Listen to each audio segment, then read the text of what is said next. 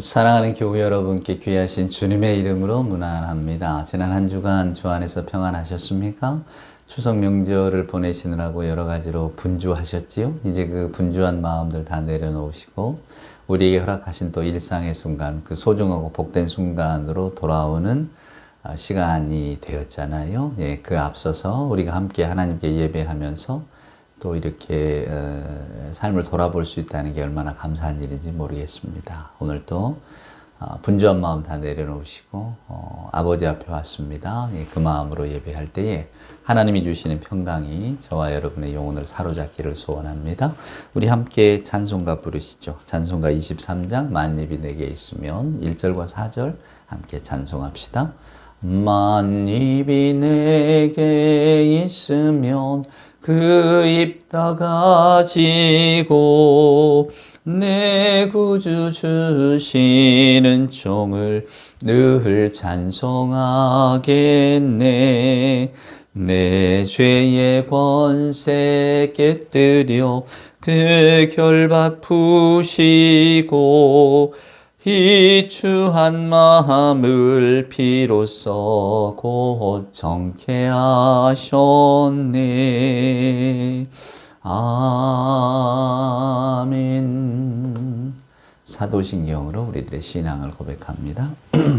전능하사 천지를 만드신 하나님 아버지를 내가 믿사오며 그 외아들 우리 주 예수 그리스도를 믿사오니 이는 성령으로 잉태하사 동정녀 마리아에게 나시고 본디오 빌라도에게 고난을 받으사 십자가에 못 박혀 죽으시고 장사한 지 사흘 만에 죽은 자 가운데서 다시 살아나시며 하늘에 오르사 전능하신 하나님 우편에 앉아 계시다가 저리로서 산자와 죽은 자를 심판하러 오시리라.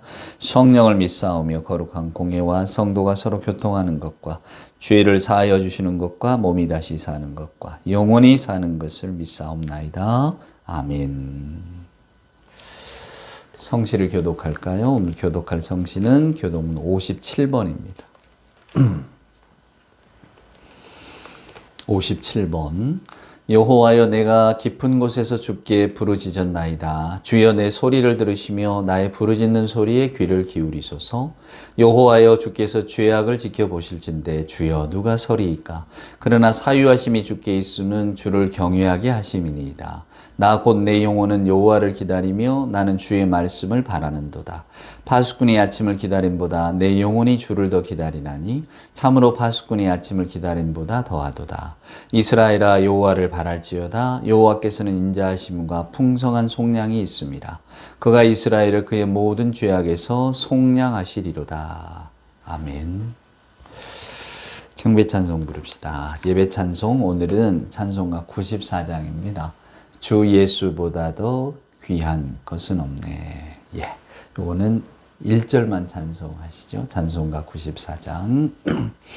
주 예수보다 더 귀한 것은 없네. 이 세상 부귀와 바꿀 수 없네. 영죽은 내 대신 돌아가신 그 놀라운 사랑이 잊지 못해. 세상 즐거움 다 버리고 세상 자랑 다 버렸네. 주 예수보다 더 귀한 것은 없네. 예수밖에는 없네. 아멘. 기도합시다. 사랑과 은총으로 함께 하시는 아버지 하나님 감사합니다. 오늘도 복된 예배의 자리로 불러주시고 주 예수보다 더 귀한 것은 없다고 우리들의 신앙의 고백을 찬송가에 담아 올려드리게 하시니 감사합니다. 하나님, 분주한 일상 가운데 또 여러 가지로 경험치 못한 그런 명절의 기운 가운데 저희들 살아가다가 이제 차분한 마음으로 또 하나님 앞에 나와 앉았습니다. 하나님, 저희들의 마음을 무엇보다 믿음 안에서 붙들어 주옵기를 간절히 소망합니다. 정직한 미움을 말하되 거짓된 사랑을 말하지 않게 하시고 정직한 분노를 말하되 거짓된 인내를 말하지 않게 하여 주옵소서. 아버지 하나님, 이 시간 간절히 원하옵기는 저희들 하나님 사랑 안에 살면서 하나님을 향한 믿음이 흔들리거나 변치 않도록 항상 우리의 삶을 지켜주옵기를 간절히 소망합니다. 아버지 하나님, 바람이 흔들리는 갈대가 되기보다 만년을 그대로 있는 의연한 바위와 같은 믿음을 우리가 갖게 하시고 하나님의 슬픔이 우리의 슬픔이 되게 하시고 하나님의 피 흘림이 우리의 피 흘림이 되게 하시며 아버지 하나님의 궁극적인 승리가 죽음을 이기는 영원한 승리로 됨을 믿어 의심치 않도록 저희들의 삶을 선하게 인도하여 주시옵소서. 여러 가지 다양한 세계 정세 속에 또 변화 많은 우리들 사회의 모습 속에 마음을 어디 둘 모르고 갈팡질팡할 때가 많습니다. 세상 일에 휩쓸려서 하나님의 은혜를 잊어버리고 염려와 근심 가운데 밤을 지새는 순간도 많습니다. 아버지 하나님, 우리들의 연약함으로 하시오니 그때마다 성령께서 우리의 마음을 붙들어 주옵기를 간절히 기도드립니다. 하나님, 우리가 무엇을 받았는가 생각하기보다 하나님의 자녀로 불러주신 그 은혜를 깊이 생각하면서 오늘 또 감사하는 마음으로 예배할 때에 그 마음이 강림하셔서 진실로 하나님의 자녀로 사는 복됨이 무엇인가를 이 시간 깨달아 알며 즐거워하게 하여 주시옵소서. 이 시간도 여러 가지 건강상의 문제로 또 생활상의 문제로 마음에 둘 때 모르는 우리 사랑하는 하나님의 자녀들이 있습니다. 그 자녀들도 말할 수 없는 하나님의 치유의 힘으로 붙들어 주시고 하나님 안에서 평강을 되찾게 하여 주시옵소서. 이제 주실 말씀을 사모합니다. 하나님의 말씀 가운데 또 우리 삶의 이정표를 찾게 하여 주옵소서. 이 모든 말씀 우리 구주 예수님의 귀하신 이름으로 간절히 기도드리옵나이다. 아멘. 오늘 우리에게 주시는 하나님의 말씀, 오늘은 누가복음 17장에 있는 말씀을 한번 읽어보도록 하겠습니다. 누가복음 17장 3절 말씀부터 제가 한번 읽겠습니다. 너희는 스스로 조심하라. 만일 내 형제가 죄를 범하거든 경고하고 회개하거든 용서하라. 만일 하루에 7번이라도 내게 죄를 짓고 7번 내게 돌아와 내가 회개하노라 하거든 너는 용서하라 하시더라. 사도들이 주께 여짜오되 우리에게 믿음을 더하소서 하니 주께서 이르시되 너희에게 겨자씨 하나일 만한 믿음이 있었더라면 이 뽕나무더러 뿌리가 뽑혀 바다에 심기어라 하였을 것이요 그것이 너희에게 순종하였으리라. 너희 중 누구에게 밭을 갈거나 양을 치거나 하는 종이 있어 밭에서 돌아오면 그더러 곧 와 앉아서 먹으라 말할 자가 있느냐? 도리어 그더러 내 먹을 것을 준비하고 띠를 띠고 내가 먹고 마시는 동안에 수종 들고 너는 그 후에 먹고 마시라 하지 않겠느냐? 명한 대로 하였다고 종에게 감사하겠느냐? 이와 같이 너희도 명령받은 것을 다 행한 후에 이르기를 우리는 무익한 종이라 우리가 하여야 할 일을 한 것뿐이라 할지니라. 아멘.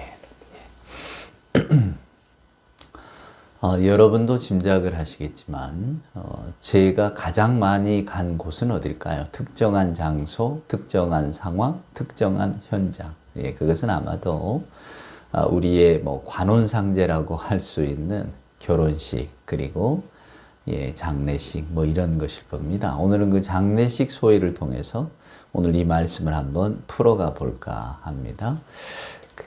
예전에 제가 맨 처음에 이제 장례를 집례하기 시작했을 때는 반반이었던 것 같아요. 오히려 매장이 더 많았던 것 같은 느낌이 듭니다. 매장이 많았어요. 그래서 이렇게 돌아가신 분들을 운구하고 그 다음에 이렇게 모시고 거기서 예배하고 이런 것. 그리고 이제 그 반대는 화장인데 점점 화장이 많아져서 지금은 이제 매장하는 게 거의 없죠. 대부분 화장이죠. 근데 그 화장장에 갔어도 조금씩 제가 다른 느낌을 받았던 것은 시간이 줄어들고 있구나 하는 거였습니다. 그러니까 이제 불이 딱 들어오잖아요. 관이 들어가고 그러면 이제 소각 중, 그리고 이제 소각 완료, 그리고 또 냉각 중. 왜냐하면 뼈를 식혀야 되니까. 그런 다음에 완료가 됩니다. 맨 처음에 화장장을 갔을 때는 한 2시간 정도 대기하고 기다렸던 것 같아요. 근데 뭐 가장 최근에 간 장례식장을 이렇게 돌아보면, 화장장을 돌아보면 1시간 남짓이었던 것 같습니다. 그만큼 빨라진 거죠. 시간들이. 그러니까 한번 여러분 생각해 보세요. 얼마 전까지만 해도 육신, 뭐 저나 여러분도 언젠가는 다 그렇게 화장의 순간이 올 텐데, 이 육신이 그냥 한 줌의 흙으로 변한다, 한 줌의 어떤 그 하얀 뼈가루로 변한다는 걸 보면, 야, 이게 인간이란 이런 존재구나, 인생이란 좀 이렇구나 라는 생각이 듭니다. 저는 그런 생각을 참 많이 했습니다. 그래서 오늘 여기 보면, 오늘 예수님께서 무익한 종이라는 이야기를 하십니다. 네. 만약에 어떤 종이 밭에서 일하고 돌아오고 또 수고했잖아요. 근데 주님은 어떤 말씀을 하시냐면, 주인이 그 종더러 너 고생했으니까 너 쉬어라, 내가 네 밥을 해주마, 이렇게는 안 하신다 그 말입니다. 아무리 밭에서 일하고 열심히 살고 돌아와도 또 종이 할 일은 종이 할 일이 있다 그 말이죠. 주인으로 수발 들어야 되고, 그렇다고 칭찬하겠느냐? 그렇지 않는다는 겁니다. 그러면서 하시는 말씀이 나는 무익한 종이다, 이렇게 이야기하라는 거예요. 그렇게 여기라는 겁니다. 이게 우리들의 마음과는 맞지 않습니다. 아무리 생각해도 이 종은 유익한 종이지 않습니까? 저나 여러분이나 우리의 삶으로 이 상황을 이렇게 들여다보면 각각 삶의 현장에서 열심히 일하고 애쓰고 수고합니다. 거기에서 어떤 지위도 얻기도 하고 명예도 얻기도 하고 또 재물도 얻기도 합니다. 그러면서 열심히 살아갑니다. 그럼 누구나 다 그 사람을 칭송할 것 아닙니까? 그리고 또 너는 참 사회에 대해서 유익한 삶을 살았다, 이렇게 칭찬도 하고 칭송도 할 것 아닌가요? 그리고 만약에 제 주변에 그런 사람이 있다면 얼마든지 그 사람을 위하고 인정해주고, 당신 참 유익한 사람입니다, 당신 인생을 참 열심히 살았습니다, 이렇게 칭찬해주고 싶어요. 그러면 그 사람은 내가 하지도 않은 일을 가지고 칭찬받는 건 아니잖아요. 마땅히 살아야 될 인생을 아주 성실하게 살았고 또 그 성실한 가운데 어떤 성과를 얻었다면 충분히 칭찬받고 나는 세상에 유익한 일, 이로운 일을 했노라라고 자랑할 수 있겠죠. 이게 우리들의 생각이고 우리들의 판단입니다. 근데 주님은 우리에게 그러한 삶을 살아놓고도 나는 무익했습니다, 이렇게 말하라는 겁니다. 무슨 이야기를 하고 싶어서일까요, 여러분? 왜 주님은 유익한 삶을 성실하게 잘 살아내십시오, 이렇게 우리에게 이야기하는 게 아니라 열심히 사는 것은 기본이고 끝난 다음에는 나는 무익한 종이라고 고백하라고 그랬을까? 곰곰이 한번 생각해 보시기 바랍니다. 그러면 그 위에 있는 내용을 한번 본단 말이에요. 그 내용이 뭐가 나오냐면 믿음에 관한 이야기를 하십니다. 뽕나무도 들어서 바다에 신기우라 하면 신기워졌을 텐데 우리에게는 겨자씨만한 믿음도 없다. 그 말은 그냥 믿음이 하나도 없다는 뜻입니다. 너희에게 만약에 믿음이 있다면 이런 일이 일어날 텐데 너희는 믿음이 없기 때문에 이 일을 못하는구나, 이런 말씀을 하셨단 말이에요. 또 거꾸로 또 짚어서 올라가 보요. 그 다음에 무슨 이야기를 하셨냐면 용서를 하되 7번씩 용서해라, 이렇게 이야기를 하십니다. 자, 그럼 요 세 이야기를 한번 이렇게 섞어서 한번 흔들어 볼까요? 어떤 결과가 나오는지. 첫 번째는 이겁니다. 자, 용서라고 하는 주제에 대해서 이야기를 한다면 제가 이렇게 주석이나 이때 당시의 말씀들, 습관들, 또 풍습들, 또 사람들의 마음, 이런 이야기들을 분석한 그 서적을 보았는데요. 이런 이야기를 하더라고요. 예수님 당시 사람들에게 없는 단어가 있다. 그건 용서라는 단어다. 즉 무슨 이야기냐면 사람이 사람에게 잘못했는데 내가 너를 용서하마, 이런 게 없었다는 겁니다. 그러니까 목숨은 목숨으로 갚고 잘못한 것은 말로 갚는 게 아니라 그가 무언가를 행동으로, 행위로 혹은 재물로 갚아야 되는 겁니다. 그러니까 용서라고 하는 단어 자체가 굉장히 낯설어요. 근데 베드로는 용서라고 하는 말을 입에 올리고 주님 역시도 용서라는 말들에 대한 이야기를 하십니다. 분명히 이 누가복음의 이야기가 마태복음에도 나오거든요. 그럴 때 우리가 무엇을 생각하느냐? 이 용서라고 하는 것이 인간의 성정을 거스르는 것이구나. 지금은 우리가 누구나 다 용서에 대한 이야기를 하지만 예수님 당시에 용서라고 하는 단어 자체를 그 의미가 잘 서로 이렇게 사용하지 않았다는 말이라는 걸 들어보면 용서를 하되 7번씩 해라? 70번씩 7번이라도 하라? 우리 주님 그런 이야기 하시잖아요. 그 말은 무엇일까? 그렇습니다. 믿음하고 연결 지어질 때 우리가 하나님을 믿는다고 하는 것은 그동안에 우리가 살아오고 우리가 느끼고 우리가 경험하는 모든 이 현실의 순간들을 뛰어넘는 경험이라는 겁니다. 믿음이라고 하는 것은 우리가 저분은 참 믿음이 좋은 분이야, 저분은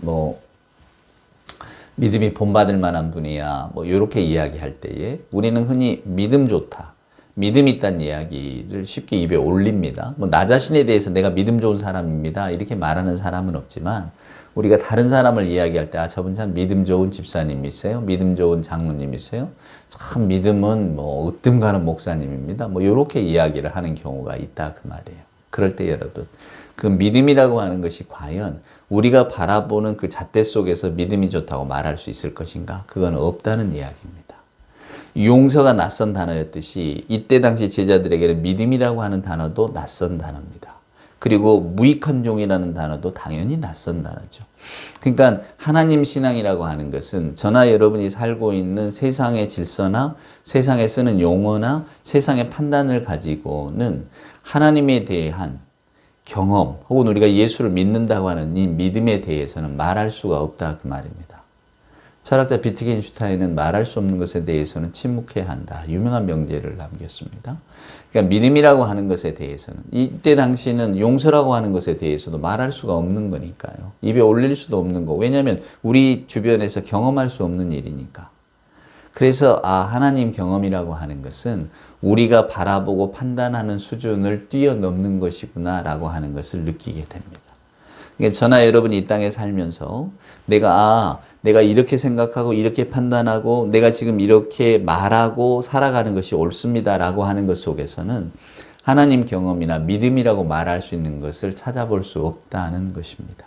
우리는 흔히 교회 생활을 열심히 하고 또 뭐 기도 생활도 열심히 하고 우리가 흔히 말하는 신앙생활이라는 이런 걸 열심히 하면 참 좋은 믿음 좋은 분이야, 우리가 저분의 믿음을 본받을 만해, 그분이 하는 행동이나 행위나 말을 가지고 판단을 하지만 실은 믿음이라고 하는 것은 그것을 우리가 경험하는 것을 뛰어넘는 수준의 것이다 그 말입니다. 그래서 예수님께서는 겨자씨만한 믿음도 없다, 그때 말한 이 믿음이라고 하는 것은 저나 여러분이 경험하고 있는 것들이 다 사라지는, 그걸 뛰어넘는 어떤 것을 말하는 거라는 거죠. 그러니까 아까 말씀드린 것처럼 우리는 열심히 일하고 성실히 살고 그리고 내가 뭐 누릴 수 있는 것은 누리고 그렇잖아요 여러분. 성실의 결과로 내가 경험하는 것을 누릴 수가 있다면 나는 이 땅에 사는 동안에 열심히 살았고 또 그것으로 인해서 주변의 인정도 받았고 주변의 인정과 사랑을 받는다면 이게 내 삶에 유익이 있었구나, 내 삶에 대해서 내가 자부심을 갖는구나, 그러면서 더 열심히 살아야지, 신앙생활도 또 사람들과 더불어 사는 것도 내 일도 돕는 것도 뭐 모두에게 칭송받는 삶을 살아야지, 우린 다 이런 생각을 가지고 살아가지만 그 삶의 끝은 나는 유익한 종이었습니다 라고 하는 것으로 끝난다 그 말입니다. 그러니까 오늘 성경 말씀은 우리가 하나님의 은혜가 뭔 줄 알려면, 예수 그리스도의 사랑이 무엇인 줄 알려면 우리 스스로가 철저하게 나는 무익한 종입니다라고 고백하는 그 순간이 없으면 절대로 그 경지를 경험 못한다는 겁니다. 그냥 소강로에 들어가서 1시간 안에 제로 나오는 우리가 그런 존재일 뿐이구나 라고 하는 인간의 실존에 대한 처절한 인식이 없이는 그게 불가능하다는 이야기입니다.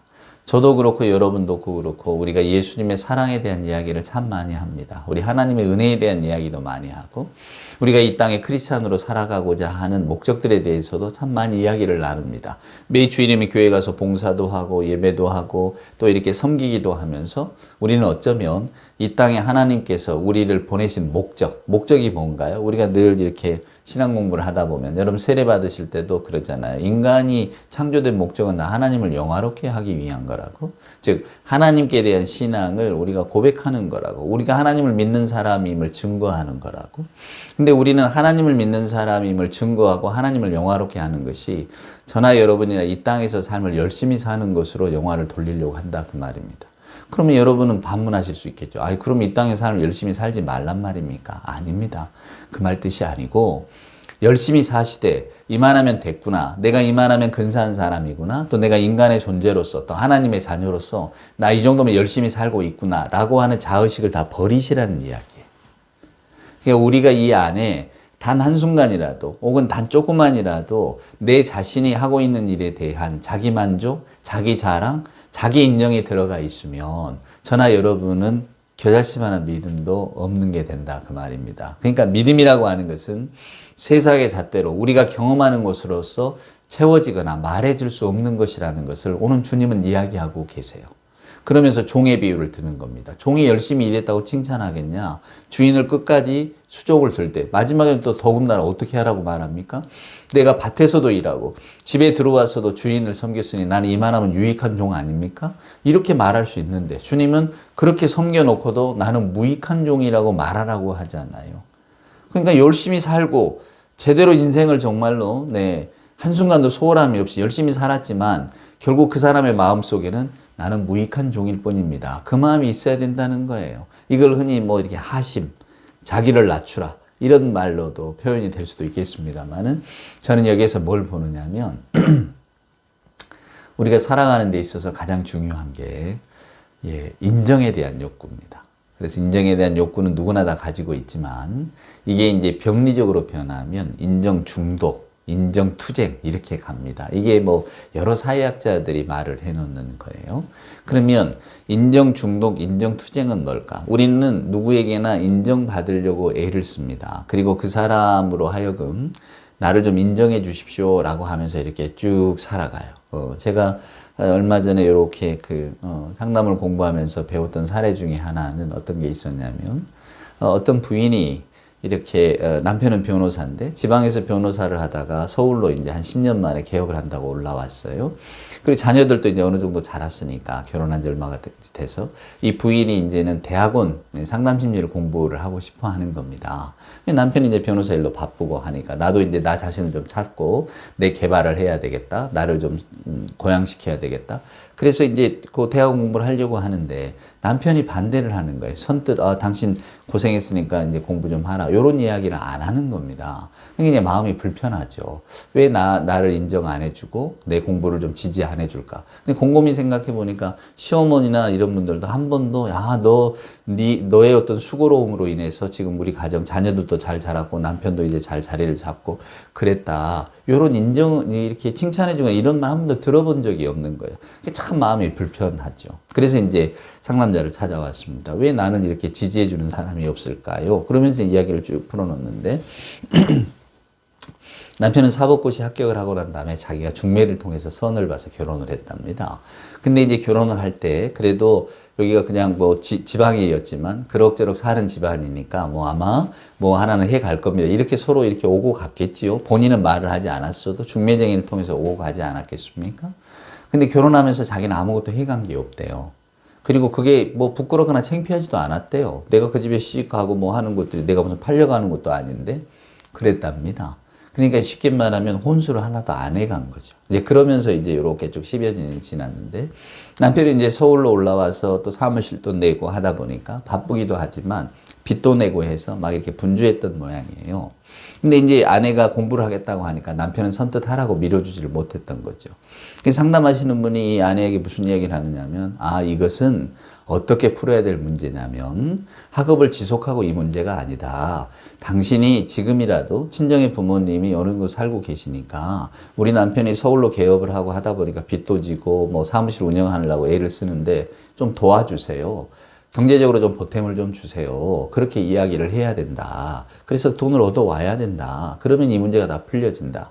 왜냐하면 드러내놓고 말하지 않는 것은 그것은 그나마 그 사람들이 그런 남편이 유세를 부리거나 시부모가 유세를 부리는 건 아니다. 하지만 우리나라의 통념상 그래도 그렇게 고시 합격한 사람에게 시집을 가고 할 때는 어느 정도 혼수를 들고 가는 것이 마땅한 것이다. 근데 당신은 그러지 않고 또 그것에 대해서는 그냥 까맣게 잊어버리고 지금 이렇게 당신이 지금 지지하지 못하는 것에 대해서 이야기를 하고 있는 것 같은데 드러내지 않아도 아마 심정적에는 그런 게 좀 깔려 있을 거다. 더군다나 지금 어려우니까 아마 당신이 친정에 가서 돈을 얻어와서 조금 이렇게 드린다고 하면 아마 남편도 기뻐하고 좋아하고 더 돈독해질 거다. 이걸 단순히 돈의 문제만으로 보지 마라.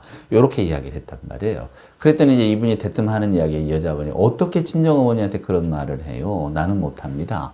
이렇게 이야기를 하더라는 거예요. 그러면서 이제 자기 이야기를 쭉 들어보니까 자기 밑에 남동생이 있는데 자기는 어려서부터 남동생을 이기려고 그렇게 했었다는 거예요. 남동생보다 부모님께 인정받으려고. 그러니까 착한 딸로 자라난 거죠. 누가 뭐라 그래도 그냥 다 이해하고 부모님의 어려움이나 부모님께 정말로 어떤 아쉬운 소리 혹은 부모님으로부터 걱정되는 소리를 하나도 않고 자란 것. 그러니까 이제 이 여자의 마음속에는 내가 그런 딸로 쭉 살아왔는데 지금 와서 어떻게 부모님한테 재산을 달라고 그래요. 조금 보태달라고 그래요. 저는 그렇게 못합니다. 그렇게 나오는 거예요.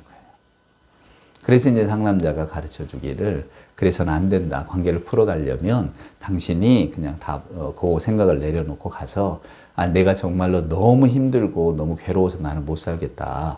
내가 혼수를 안 해간 것 때문에 지금 이 고통을 받고 있다. 이렇게 넘어지고 자빠지라고. 그러면 아마 부모님이 해 주실 거라고. 그러면서 넘어가는 것이 맞다. 이렇게 이야기를 해 주셨다 그래요. 물론 이제 그 여자분이 그렇게 지혜롭게 풀어갔으니까 저희들하고 같이 상담도 공부하고 했겠죠. 근데 저는 그 이야기를 들으면서 문득 그런 생각이 들었습니다.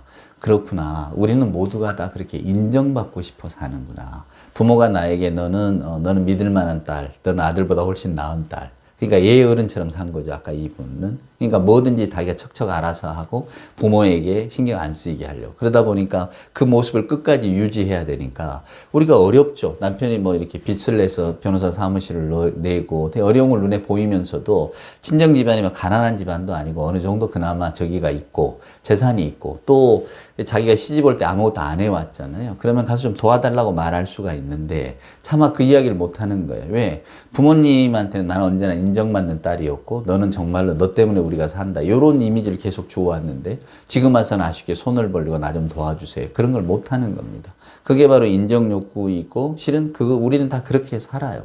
근데 이런 것들이 이제 되어지지 않으면 이제 굉장히 불편한 거죠. 어떤 일을 할 때 누구나 다 자기를 인정해 주지 않으면 마음이 불편한 게 우리들의 속마음입니다. 그러니까 우리는 평생 그렇게 남에게 인정받고 싶어서 사랑받고 싶어서 그냥 이렇게 남들이 좀 이렇게 띄워주는 말을 칭찬받는 말을 듣고 싶어서 실은 우리 모두가 그렇게 삽니다. 근데 우리 주님이 무슨 이야기를 하냐면 그것은 우리들의 삶이라는 겁니다. 그런데 하나님 나라를 경험하고 주님의 사랑을 경험하고 정말로 우리가 믿음의 세계 속으로 들어가려면은 오늘 내가 하는 일들이 전부 다 무익합니다. 즉, 나 자신에 대한 생각들을 다 내려놓아야만 우리가 그 믿음의 세계로 들어갈 수 있다고 말씀을 하고 있는 거예요. 그러니까 그것이 바로 뽕나무가 들려서 바다에 심기울하기도 심기울 것인데 우리는 생각합니다. 어떻게 뽕나무가 바다에 심겨요? 그건 불가능한 일이야. 다 그러지 않습니까, 여러분? 그건 과학적으로도 뭘로도 그건 불가능한 일이야. 어떻게 그런 일이 일어날 수 있단 말이야? 이렇게 생각을 합니다. 자, 그런 생각 속에는 어떻게 주님이 부활하실 수가 있단 말이지? 돌아가셨다면서. 근데 또 다시 살아나시고, 또 주님의 그 십자가 고난과 어떤 다시 부활하심이 어떻게 전 인류를 구원하신 사건이 될 수 있단 말이야? 여러분, 그렇지 않습니까? 어떻게 하나님의 말씀으로 세상을 창조하셨단 말이야? 도대체 이걸 믿을 수가 있는가? 우리는 다 이렇게까지 나가게 됩니다. 그래서 여러분, 믿음이라는 게 뭘까라고 할 때에 저는 오늘 이 말씀을 빌어서 이런 말씀, 이렇게 여러분께 설명을 해 드리고 싶어요. 믿음이라고 하는 것은 믿음이라는 단어 속에 갇혀 있는 게 아닙니다. 주님이 용서라고 하는 단어를 모를 때 7번이라도 용서해야지 라고 이야기할 때는 인간의 한계를 뛰어넘으라는 이야기, 말씀이거든요. 그러니까 우리가 지금껏 바라보는 세계하고는 전혀 다른 시선을 가져야만 저나 여러분은 하나님의 은혜를 알 수 있다는 겁니다. 자, 그럴 때에 오늘 우리에게 주어진 삶의 모습을 이렇게 봅니다. 우리는 하나님 은혜 감사합니다 라고 할 때 뭐가 따라옵니까? 예, 자녀 무탈하고 또 제가 지금까지 살아온 걸 생각하면 하나님 은혜가 참 큽니다. 다 이렇게 고백을 합니다. 이게 무슨 이야기냐면 믿음의 고백을 내 삶에 혹은 내 인식의 근거에 바탕을 두고 한다 그 말입니다. 근데 오늘 주님의 말씀은 열심히 일했지만 그리고 최선을 다했지만 그러나 나는 무익한 종이라고 할 뿐이다. 즉 무슨 이야기인가요? 우리가 이 땅에서 어떤 삶을 살았든 또 어떠한 모습으로 지금 살아가고 있든 우리 자신의 내부 속에서 일어나고 있는 내가 이만큼 살았으니까 나는 괜찮은 삶을 살았지요. 혹은 내가 이렇게 하나님을 믿었으니까 저는 믿음이라고는 조금이라도 있는 거지요. 라고 하는 생각들을 다 내려놓으시라는 겁니다. 그럴 때 우리는 진짜로 하나님께 예배하는 것이 감사할 수 있고 감격할 수 있습니다. 교회에서 누가 나를 좀 알아주지 않는다고 그래서 섭섭한 마음 들지 않아요. 우리에게 모든 것들은 내가 인정받고 싶은데 나를 그만큼 인정을 안 해주니까 또 내가 이런 모습을 가져야만 내가 사람이 나를 사랑해 줄 것 같으니까 이제 그런 마음으로 살아가는 데서 모든 인간의 일이든 더더군다나 더 올라가서 하나님에 대한 믿음의 일이건 이게 그 어긋남이 있다는 이야기입니다. 그래서 오늘 우리 주님은 저나 여러분이 받아들이기 힘든 말씀을 하고 계시는 거예요. 마치 뽕나무가 바닷속에 심기라는 말과 똑같은 거죠. 어떻게 최선을 다해 살았네 나는 무익한 종입니까? 이렇게 말합니까? 그럴 수는 없는 거죠. 우리는 작은 일을 해놓고도 유익하다고 여기고, 그러니까 모든 인식의 순간들을 내 삶의 기준에서 본다 그 말입니다. 그럴 때 우리에게 어디 하나님의 은혜에 대한 감격과 주님의 사랑에 대한 어떤 그 순복함이 있겠습니까? 찾아들지 못합니다. 그래서 믿음이라고 하는 것, 혹은 지금 이렇게 예배라고 하는 것은 철저한 자기 낮춤. 나는 아무것도 아닙니다. 나는 무익한 종입니다. 이 고백이 먼저 가야 됩니다. 그러면 예배하는 이 순간도 너무 감사하고, 우리가 찬송을 부를 수 있다는 것, 하나님의 말씀을 읽을 수 있다는 것, 하나님의 말씀 속에서 감동을 느낄 수 있다는 것, 이 모든 것들이 얼마나 기쁘고 정말로 선물 같은 순간들 아닙니까?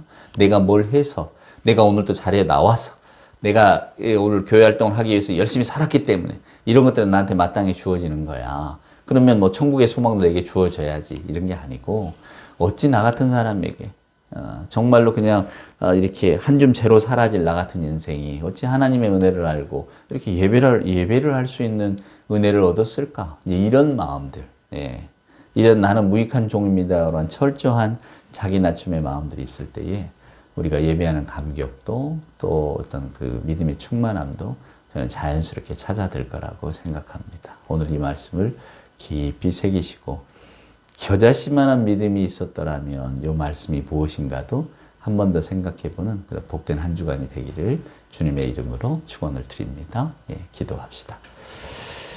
이제는 우리 구주 예수 그리스도 크신 은혜와 하나님의 사랑하심과 성령님의 함께하심이 오늘 또 예배하는 기쁨, 하나님의 말씀을 듣는 감격, 무엇보다도 주 예수 그리스도로 인한 사랑을 느끼면서 감사해야 하는 우리 예배하는 모든 하나님의 자녀들 머리머리 위에와 저들의 생각과 믿음 위에 주님 사랑하시는 복된 교회 위에 이제로부터 영원 무궁토록 함께하여 주옵기를 간절히 축원하옵나이다. 아멘.